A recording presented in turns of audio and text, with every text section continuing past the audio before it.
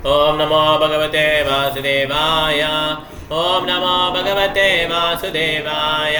ओम नमो भगवते वासुदेवाय। ओम अज्ञानतिमिरान्धस्य ज्ञानाञ्जनशलाकया चक्षुरुन्मिलितमेन तस्मै श्रीगुरवे नमः।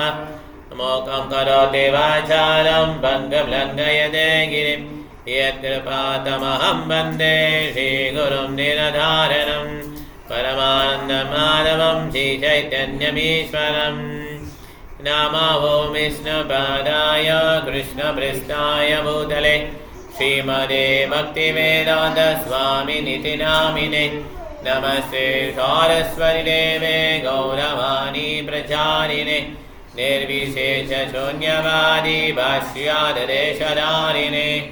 जय श्रीकृष्ण चैतन्य प्रभु नित्यानन्द श्री अद्वैत गदाधर श्रीवासादि गौरभक्तवृन्द।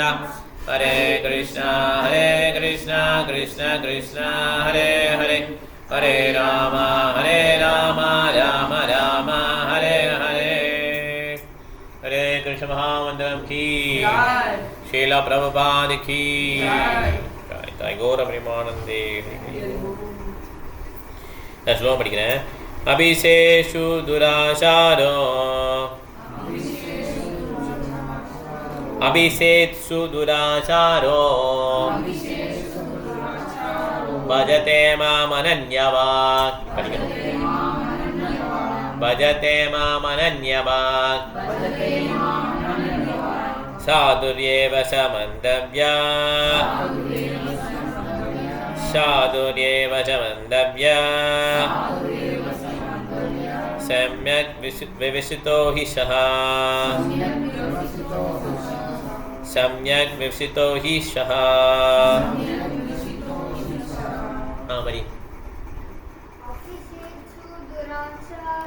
अभिषेषु दुराचारो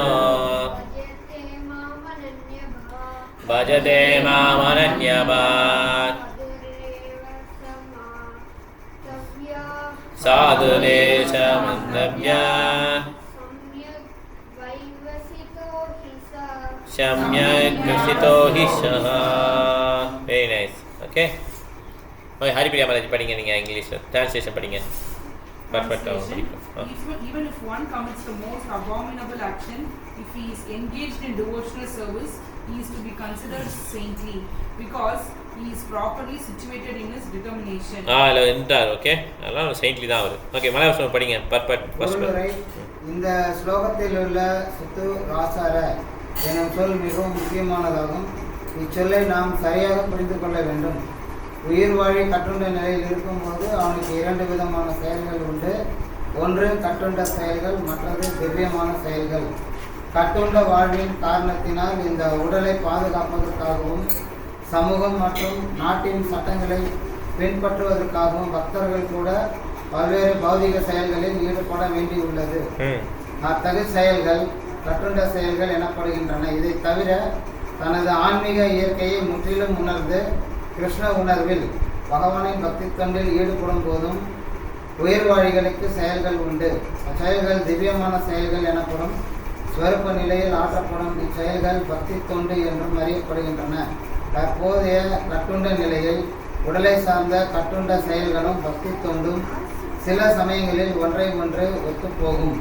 ஆனால் சில நேரங்களில் இச்செயல்கள் ஒன்றுக்கொன்று எதிராகவும் அமையலாம். தனக்கு நன்மை பயக்கும் சூழ்நிலையை சிதைக்கக்கூடிய எந்த செயலையும் செய்யாமல் இருப்பதில் பக்தன் இயன்றவரை எச்சரிக்கையோடு உள்ளான். தனது செயல்களின் பக்குவ நிலை கிருஷ்ண பக்தியின் முன்னேற்றத்தை அடிப்படையாக கொண்டது என்பதை அவன் அறிவான். இருப்பினும் சமூகம் மற்றும் அரசியலின் பார்வையில் மிகவும் மோசமானதாக கருதப்படும் சில செயல்களை கிருஷ்ண பக்தன் சில சமயங்களில் செய்யக்கூடும். ஆனால் அத்தகு தற்காலிகமான வீழ்ச்சி அவனை தகுதியற்றவனாக்கி விடுவதில்லை. பரமபுருஷருடைய திவ்யமான தொண்டில் மனப்பூர்வமாக ஈடுபட்டு உள்ளவன் வீழ்ச்சி அடைய நேரிட்டால் அவனது இதயத்திலேயே வீட்டுள்ள இறைவன் அவனை தூய்மைப்படுத்தி மோசமான செயலை மன்னிக்கிறார் என்று ஸ்ரீமத் பாகவதத்தில் கூறப்பட்டுள்ளது. பகவானின் தொண்டில் முழுமையாக ஈடுபட்டுள்ள யோகியும் சில நேரங்களில் அகப்பட்டுக் கொள்ளும் அளவிற்கு ஜடசக்தி பலமுடையதாகும். ஆனால் கிருஷ்ண உணர்வோ எப்போதாவது நிகழும் அத்தகைய வீழ்ச்சியினை உடனடியாக சீர்திருத்தும் அளவுக்கு பலமுடையதாகும். ஆகவே பக்தி தொண்டு என்னும் வழிமுறை எப்போதும் வெற்றியை கொடுக்கும். சீரான பாதையிலிருந்து எதிர்பாராமல் நிகழும் வீழ்ச்சிக்காக யாரும் ஒருபோதும் பக்தனை ஏளனம் செய்யக்கூடாது. ஏனெனில் அடுத்த ஸ்லோகத்தில் விளக்கப்பட்டுள்ளது போல எப்போதாவது நிகழும் இத்தகைய வீழ்ச்சிகள் காலப்போக்கில், அதாவது பக்தன் கிருஷ்ண உணர்வில் முழுமையாக நிலை பெற்றவுடன் நிறுத்தப்பட்டு விடும். ஓகே கிருஷ்ணா. ஆனந்தி மாதாஜி படிங்க, அடுத்த படுங்க. எனவே கிருஷ்ண உணர்வை பற்றி பயிற்சி செய்து ஹரே கிருஷ்ண கிருஷ்ண கிருஷ்ண ஹரே ஹரே ஹரே ராம ராம ராம ஹரே ஹரே என்று உச்சரிப்பதில் மன உறுதியுடன் ஈடுபட்டுள்ளவன் சில சந்தர்ப்பம் அல்லது விபத்தினால் வீழ்ச்சியுற்றவனாக தோன்றினாலும் திவ்ய நிலையில் உள்ளவனாகவே கருதப்பட வேண்டும். சாதுர் ஏவ அவன் ஒரு சாது என்னும் சொற்கள் மிகவும் வலியுறுத்தி பேசப்பட்டுள்ளன. எதிர்பாராத வீழ்ச்சிக்காக பக்தனை ஏளனம் செய்யக்கூடாது. அவன் வீழ்ச்சியுற்று இருந்தாலும் சாதுவாகவே கருதப்பட வேண்டும். இது பக்தர் அல்லாதவர்களுக்கு அளிக்கப்படும் எச்சரிக்கையாகும். மேலும் மந்தவிய என்னும் சொல் அதைவிட அதிகமாக வலியுறுத்தப்பட்டுள்ளது. இவ்விதியை பின்பற்றாமல் பக்தனது எதிர்பாராத வீழ்ச்சிக்காக அவனை நிந்திப்பவன் பரமபுருஷரின் கட்டளையை மீறுகிறான். பக்தனுடைய ஒரே தகுதி உறுதியுடனும் பிரதி ஏகமாகவும் பக்தி தொண்டில் ஈடுபடுவது மட்டுமே.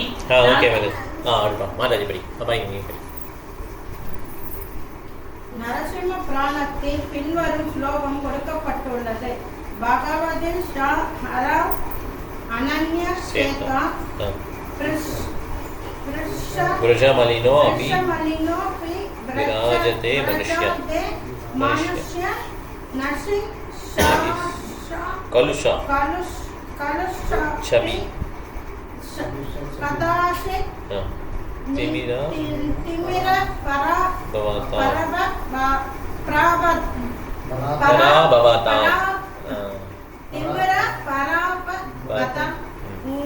பைத்தி சந்திரா உபைத்தி சந்திரா. இதன் அர்த்தம் என்னவெனில் பகவானின் பக்தி தொண்டில் முழுமையாக ஈடுபட்டுள்ளவன் சில நேரங்களில் மிக மோசமான செயல்களில் ஈடுபடுவது போல தோன்றினாலும் அவனது செயல்கள் முதலில் உருவில் சந்திரனில் காணப்படும் களங்கத்தை போன்று கருதப்பட வேண்டும். அத்தகு களங்கங்கள் நிலவில் ஒளிக்கு தடையாக அமைவதில்லை. அதுபோலவே தனது நற்பணத்தின் பாதையிலிருந்து எதிர்பாராமல் வீழ்ச்சி அடையும் பக்தன் மேன்மையானவனாக கருதப்படுவதில்லை, மோசமானவனாக கருதப்படுவதில்லை. அதே சமயத்தில் திவ்யமான பக்தி தொண்டில் இருக்கும் பக்தன் எல்லா விதமான மோசமான வழிகளிலும் செயல்படலாம் என்று தவறாக புரிந்து கொள்ளக்கூடாது. பலம் வாய்ந்த ஜட தொடர்பின் சக்தியினால் நிகழும் விபத்தினை மட்டுமே இந்த ஸ்லோகம் குறிக்கின்றது. பக்தி தொண்டு என்பது ஏறக்குறைய மாயைக்கு எதிரான போராகும். மாயையிடம் போரிடுவதற்கு போதிய வலிமை ஒருவனிடம் இல்லாத வரை எதிர்பாராத வீழ்ச்சிகள் நிகழலாம். ஆனால் அவன் போதிய வலிமையை பெறும்போது முன்னரே விளக்கப்பட்டது போல அவன் வீழ்ச்சிகளுக்கு உட்படுவதில்லை. இந்த ஸ்லோகத்தை சாதகமாக ஏற்றுக்கொண்டு அபத்தங்களை செய்பவன் தன்னை ஒரு பக்தனாக எண்ணிக்கொள்ளக்கூடாது. ஒருவன் பக்தி தொண்டின் மூலம் தனது நடத்தையை அபிவிருத்தி செய்யவில்லை எனில் அவன் ஒரு உயர்ந்த பக்தன் அல்ல என்பதை புரிந்து கொள்ள வேண்டும். பிரபு ஒரு ஸ்லோ படிங்க. பிரபு நீங்க படிங்க.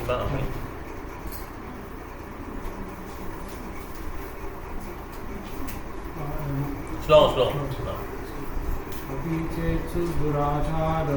अभिषेषु दुराचारो भजते मामनन्यवात् साधुरेव च मन्तव्या सम्यक् व्यवसितो हि सः. थैंक यू प्रभु. महाराज जी हरी आज करते हैं महाराज जी.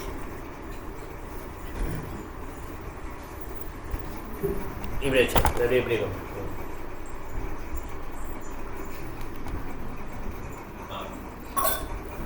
కొంచెం చేతగా ఉంటుంది. Thank you. Hare Krishna Prabhuji, Hare Krishna Prabhuji. First of all, I would like to thank Prabhuji for providing me this opportunity. Today I am going to present Bhagavad Gita chapter 9 and shloka 30th verse.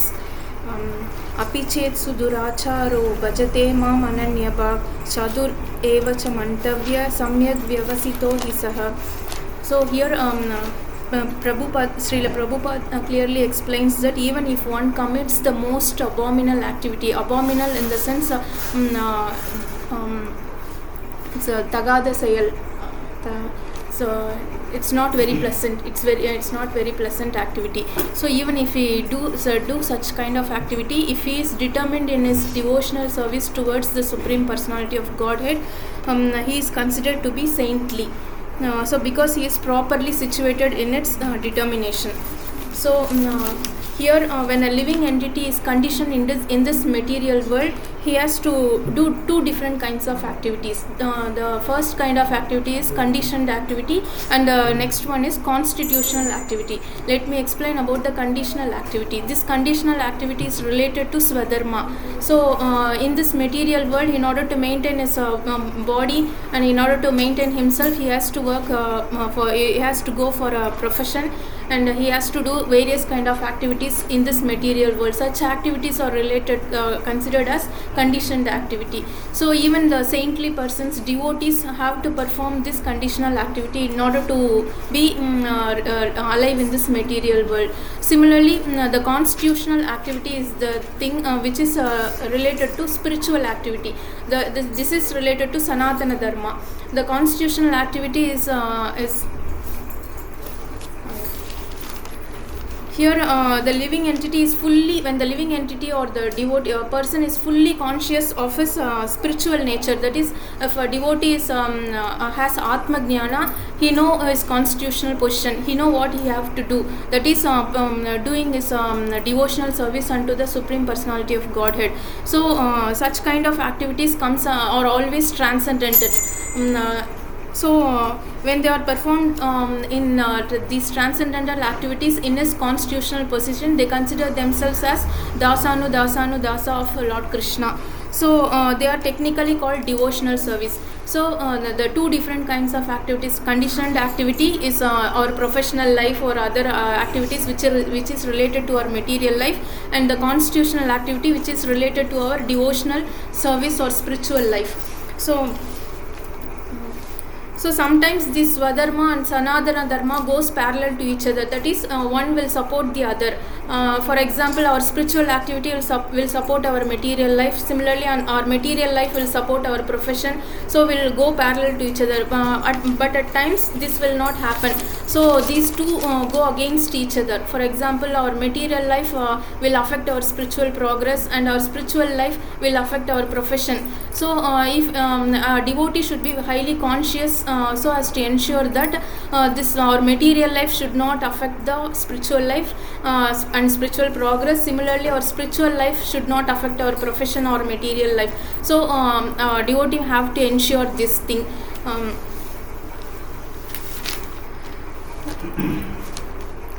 So all whatever activities we perform, or the perfection of our activities always depends on the progressive realization of Krishna consciousness. If we are growing or we have progress in Krishna consciousness, our activities will be always perfect. We will attain that perfection if we progress in the spiritual path. So even there are possibilities that by accident, temporarily, a devotee may fall down from his devotional service, fall down from his position, ideal position, due to the material contamination of this world. So what happens if such thing happens? It should not be disqualified. So here Krishna says in Srimad Bhagavatam it is stated that even if a person fall down but is wholeheartedly willingly doing his service for the Lord, what happens? The Supreme Personality of Godhead, who is situated within the heart of a devotee, that is within as Paramatma, helps the devotee.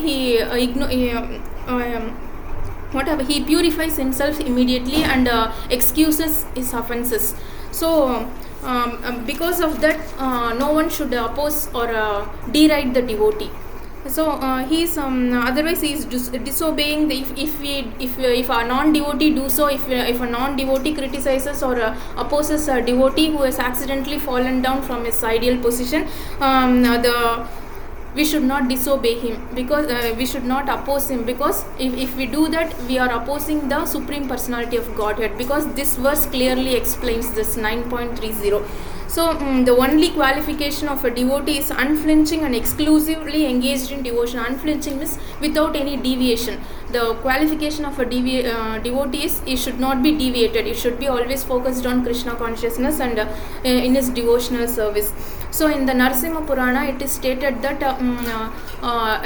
the accidental fall down, temporary fall down of a devotee is considered as a dark spots in the moon. So even though the moon has dark spots, it doesn't diminishes the brightness of the moon. Similarly, if a devotee accidentally or temporarily fall down from his position, it doesn't affect the saintly character of him.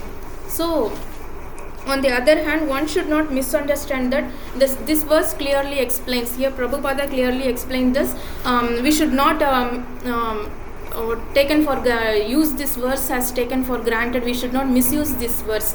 So we should, on the, if you are a devotee, if we do transcendental devotional service, it is not advisable for us to act in all kinds of abominable activities, that is unpleasant. We should not involve unpleasant activities.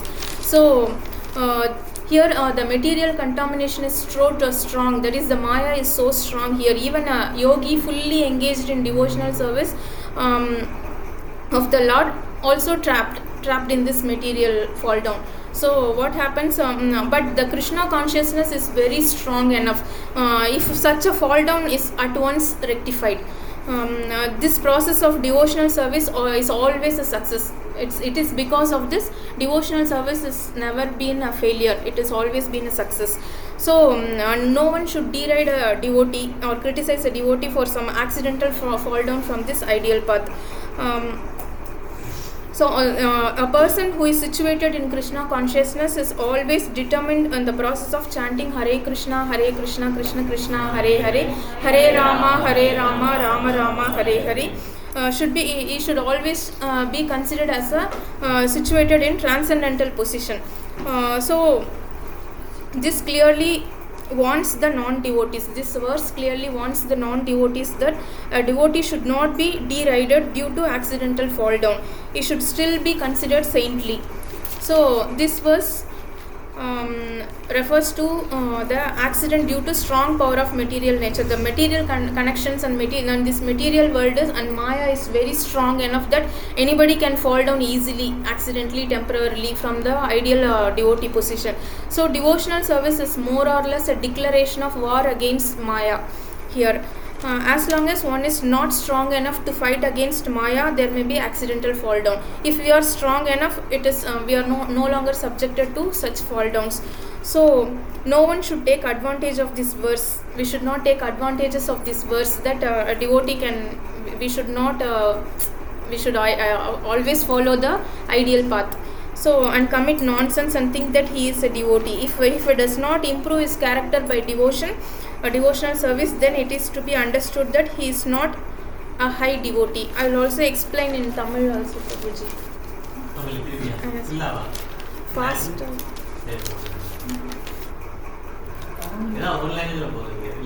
ஷார்ட்டாக சொல்லிடுறேன்.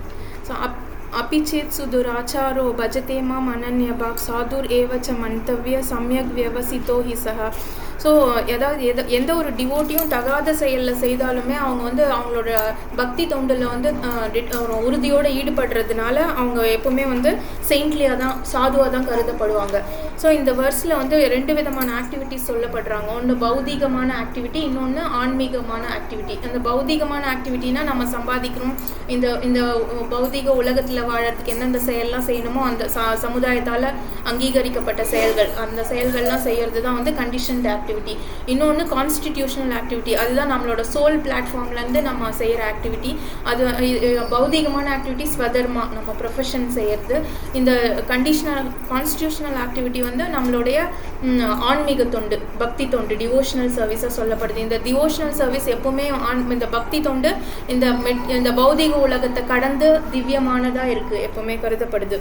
So இப்போ எப்போவுமே இந்த ஆன்மீக ஆக்டிவிட்டீஸும் பௌதிக ஆக்டிவிட்டீஸும் ரெண்டுமே வந்து ஒன்றோட ஒன்று ஒத்து போச்சுன்னா நம்மளுக்கு ஆன்மீக தொண்டில் வந்து நம்மளுக்கு முன்னேற்றம் இருக்கும், பௌதிக வாழ்க்கையிலும் முன்னேற்றம் இருக்கும். ஒன்று முரண்பட்டு மாறுபடுச்சுன்னா அப்போ நம்மளோட பக்தி தொண்டும் அஃபெக்ட் ஆகும், அதுலேயும் தடை ஏற்படும், நம்மளோட ப்ரொஃபஷன்லேயும் தடை ஏற்படும். ஸோ அப்போ டிவோட்டீஸ் நம்ம ரொம்ப காஷியஸாக, ரொம்ப எச்சரிக்கையோடு இருக்கணும். நம்ம ஒன்றோட ஒன்று முரண்பட்டு ஒன்றோட ஒன்று தடை ஏற்படாத மாதிரி நம்ம அதை கரெக்டாக கொண்டு போகணும்.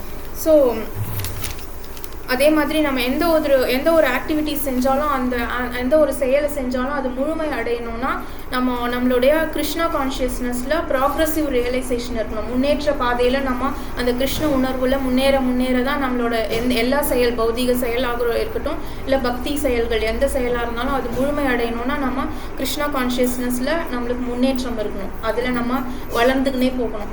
அப்போ தான் நமக்கு எல்லா செயல்கள்லையும் முழுமை அடைய முடியும். அதே மாதிரி இந்த கிருஷ்ணா கான்ஷியஸில் இருக்கிறவங்க இந்த பௌதிக உலகத்தினுடைய தாக்கத்தினால, மாயையினுடைய தாக்கத்தினால தற்காலிகமாக வந்து ஏதாவது ஒரு அவங்களோட தகாத செயல்களை செய்ய வேண்டிய சூழ்நிலைக்கு உட்பட்டாலுமே அவங்கள வந்து நம்ம யாருமே அவங்க வந்து டிஸ்குவாலிஃபை பண்ண முடியாது அவங்கள. ஸ்ரீமத் பாகவதத்தில் என்ன சொல்லியிருக்காங்கன்னா, ஒருத்தர் வந்து அவங்க தகாத செயல் செஞ்சு அவங்களோட நிலையிலேருந்து கீழே இறங்கி போனாலுமே பாகவதத்தில் என்ன சொல்லியிருக்காங்க, நம்மளோட ஹிருதயத்தில் இருக்க பரமாத்மா வந்து அவங்கள வந்து பியூரிஃபை பண்ணி அவங்கள புனிதப்படுத்தி அவங்கள மன்னிச்சு விட்டுருவார். ஸோ உடனே அவங்க செஞ்ச தவறு வந்து சரியாக்கப்பட்டுருது. அதே மாதிரி ஸோ இந்த வர்ஸில் இந்த ஸ்லோகத்தில் வந்து பகவான் இந்த மாதிரி சொல்லி இருக்கிறதுனாலேயே நான் டிவோட்டிஸ், அதாவது பக்தர் அல்லாதவர்கள் வந்து இந்த மாதிரி பக்தர்களை வந்து அவங்க சந்தர்ப்பவசத்தில் அவங்க ஏதாவது இந்த மாதிரி பிரச்சனையில் மாட்டிக்கும் போது அவங்கள நம்ம கிரிட்டிசைஸ் பண்ணாமல், அவங்கள தப்பாக பேசாமல் அந்த மாதிரி இருக்கணும். அப்படி பேசினா நம்ம வந்து கடவுளை வந்து பகவானை வந்து அவருக்கு எதிராக பேசுகிறபடி அர்த்தமாகுது. ஸோ ஒரு டிவோட்டியினுடைய முதல் குவாலிஃபிகேஷன் என்னென்னா வித்தவுட் எனி டீவியேஷன், அதாவது எந்தவித அவரோட ஃபோக்கஸ் எல்லாம் எந்த விதத்துலையும் ஏற்படாமல், டீவியேட் ஆகாமல் அவங்க ஃபோக்கஸ் மொத்தம் அந்த டிவோஷனல் சர்வீஸ்லேயே இருக்கிறது தான் வந்து ஒரு டிவோட்டியினுடைய முதல் தகுதி. ஸோ நரசிம்ம புராணத்தில் என்ன சொல்லியிருக்காங்கன்னா, நிலாவில் இருக்க கரை இருக்குது இல்லைங்களா, நிலாவில் இருக்க கரை வந்து எப்போவுமே நிலாவினுடைய வெளிச்சத்தை வந்து மங்க செய்கிறது இல்லை. அதே மாதிரி ஒரு பக்தர்னுடைய இந்த மாதிரியான ஆக்சிடென்ட், அது தற்காலிகமாக டெம்பரவரியாக அவங்க வந்து இந்த மாதிரி அவங்களோட ஃபால் டவுன் டெம்பரவரியாக அவங்களோட நிலையிலேருந்து கீழே இறங்கிட்டாங்கன்னா அவங்கள வந்து அதனால் வந்து அவங்களோட பக்தி தொண்டில் எந்த வித மாறுபாடும் இல்லை. ஏன்னா ஒரு க்ஷண பொழுதில் அதை வந்து கடவுள் வந்து சரி பண்ணிடுறாரு, அவரை மன்னிச்சு விட்டுடுறாரு. ஸோ இதுலேருந்து என்ன ஒன்று தெரியுதுன்னா, இந்த ஸ்லோகத்தை நம்ம தப்பாக வந்து உபயோகப்படுத்தக்கூடாது, தவறாக பிரயோகப்படுத்தி ஸோ நம்ம டிவோட்டி ஆகிட்டோம் அதனால நம்ம எல்லா வித தப்பும் பண்ணலாம், மன்னிச்சிடுவார்னு வேணும்னே தெரியாமல் செய்கிற செயலுக்கு தான் இது அப்ளிகபிள் ஆகும். ஸோ நம்ம தெரிஞ்சே செய்யக்கூடாது. அதனால் வந்து எல்லா விதமான தவறான செயல்கள்லாம் ஒரு பக்தி தொண்டில் ஈடுபடுறவங்க செய்யாமல் இருந்து அவங்கள ப்ரொடெக்ட் பண்ணிக்கணும். ஸோ இந்த பெரிய பெரிய யோகி இல்லாமல் முழு நேரமாக அவங்கள வந்து பக்தி தொண்டில் ஈடுபடுத்தின்னு இருக்க அந்த பெரிய யோகிஸ்லாம் கூட இந்த கிருஷ்ணா கான்ஷியஸ் இந்த மெட்டீரியல் கண்டாமினேஷன்னால ஈஸியாக மாட்டிக்குவாங்க, ஈஸியாக அவங்க அதனால் வந்து ஆனாலுமே கிருஷ்ணா கான்ஷியஸ் வந்து ரொம்ப பவர்ஃபுல்லாக ஸ்ட்ராங்காக இருக்கிறதுனால க்ஷண பொழுதில் அவங்க வந்து வெளியே வந்துடுவாங்க அந்த பிரச்சனையிலேருந்து. அதனால் அவங்களுக்கு அதனால் என்ன சொல்ல வராங்கன்னா, இந்த பக்தி தொண்டுன்ற ப்ராசஸ் வந்து எப்பவுமே ஒரு வெற்றிகரமான செயல் தான், அதுக்கு எப்பவுமே தோல்வியே கிடையாது. ஸோ அதனால் எப்பவுமே எந்த ஒரு பக்தர் அல்லாதவர்கள் வந்து அவங்களோட டிவோட்டீஸை ஃபால் டவுன் பண்ணக்கூடாது, அவங்கள வந்து பக்தி தொண்டிலிருந்து தடை செய்யக்கூடாது. ஸோ இந்த ஸ்லோகா கிளியர்லாக நான் டிவோட்டீஸ்க்கு வார்ன் பண்ணுறாங்க. ஸோ தெரியாமல் தவறுதலாக இந்த பிரச்சனையில் மாட்டிக்கினவங்கள வந்து எதுவும் வந்து நம்ம தப்பாக பேசக்கூடாது, அப்படி பேசினா அது நம்ம கடவுளுக்கு எதிராக கடவுளை வந்து டிஸ்ஓபே பண்ணுற மாதிரி ஆகும் அப்படின்றாங்க. ஸோ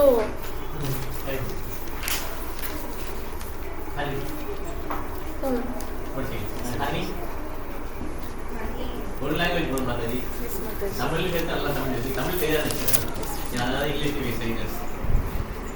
தமிழ்னா தமிழ்லையே நீங்கள் தமிழ்லேயே சொல்லிடுங்க. நல்லா தான் தமிழ் பேசுறீங்களா? தமிழ் நீங்கள் தமிழ் தான் சொன்னீங்க இப்போ எல்லாரும். அதையே சொல்லிடுங்க போதும். நல்லா இருந்தது, தமிழ் நல்லா இருந்தது. தமிழ் ஆக்சுவலாக அவை நைஸ். ஆக்சுவலாக அவர் டீரைட் பண்ணக்கூடாது, நான் டிவோட்டிஸ்க்கு வார்னிங் சொன்னோம் இல்லையா? அபக்தர்களுக்கு ஒரு வார்னிங் படித்தோம் இல்லையா? அபக்தர்கள்னால் யார் அபக்தர்கள்? வெளில கேலி பண்ணுறாங்கல்ல, ஹரே கிருஷ்ணா போகிறான், அவங்கள சொல்கிறாங்களா யாரை சொல்கிறாங்க? நம்ம ப்ராக்டிஸ் பண்ண டிவோட்டிஸ் எல்லாரும் தான் சொல்கிறோம். நம்ம யாரையோ சொல்கிறாங்கன்னு நினச்சிப்போம் இல்லையா? அது கிடையாது. அபக்தர்கள்னா யார் கிருஷ்ணனை 24 hours நினைக்கலையோ அவங்க எல்லாம் அபக்தர்கள். நம்ம கீழே முன்னேறி ட்ரை பண்ணுறோம். இப்போ எப்படி ஆகும்னு சொல்கிறேன் நான். இப்போ ஒரு சாஃப்ரன் போட்ட பிரம்மச்சாரி இருக்காருன்னு வச்சுக்கோமே, அவர் திடீர்னு கிரகஸ்தா இது பண்ணுறான்னு வச்சுப்போம், மாறுறாருன்னு வச்சுப்போம். இவ்வளோ நாள் நம்ம சாஃப்ரனில் பார்த்துருக்கோம். அப்போனா என்ன பண்ணுவாங்க? உடனே எல்லாரும் என்னாச்சு பிரபு மாறிட்டாரு அப்படின்னு சொல்லி 4 பேர் பேசுவாங்க இல்லையா? இதுதான் சொல்கிறாங்க. This call deriding. நம்ம ஏதோ நினச்சிக்கிறோம் அவங்கள கேவலப்படுத்துறது, அப்படி கிடையாது. Very subtle.